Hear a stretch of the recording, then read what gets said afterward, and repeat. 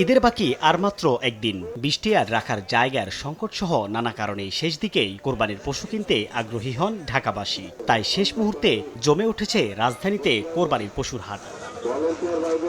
উত্তরার দিয়াবাড়ির পশুর হাট ঘুরে দেখা গেছে বড় ও ছোট গরুর চাহিদা যেন তুঙ্গে। ৩ থেকে ৪ মনের চাহিদাই বেশি গ্রাহকদের কাছে, যা নিয়ে চলছে দর কষাকষিও। বাজারে পর্যাপ্ত পরিমাণে গরু আছে, কিন্তু কেউ জিততেছে কেউ হাঁটতেছে, তো দামটা একটু বেশি মনে হচ্ছে আমার কাছে। 4টার সময় এখানে আসছি হাটে ঘুরে, মোটামুটি রিজনেবল প্রাইসে ছিল সব জায়গায়।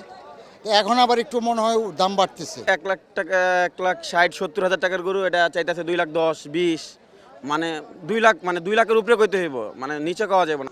৩৫ মন ওজনের পাবনার রাজাবাবু হোক বা 24 মন ওজনের নাটোরের কালোমানিক, বড় গরুই কপালে ভাঁজ ফেলেছে ব্যবসায়ীদের। আমাদের ফাটে যাচ্ছে। আজ থেকে 2 দিন আগে যে গরু আমাদের 300 350 করে দাম বলছে, সেই গরু আমরা আজকে 250 280 এই দামে বিক্রি করে দিলাম। সবকিছু মিলে আলহামদুলিল্লাহ আমরা 4-5টা বন্ধু বান্ধব মিলে 2 ট্রাক 40টা গরু নিয়ে আসছিলাম। আমরা বেচাকেনা শেষ মোটামুটি।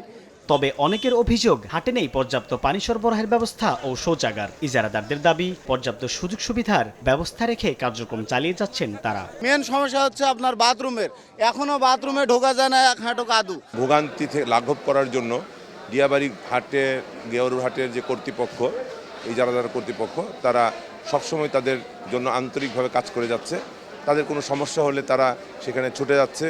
এদিকে জাল টাকা শনাক্তকরণ মেশিন সহ পরিস্থিতি সামাল দিতে 24 ঘন্টা কাজ করছে আইন শৃঙ্খলা বাহিনী। সাইফুল ইসলাম, সময় সংবাদ, ঢাকা।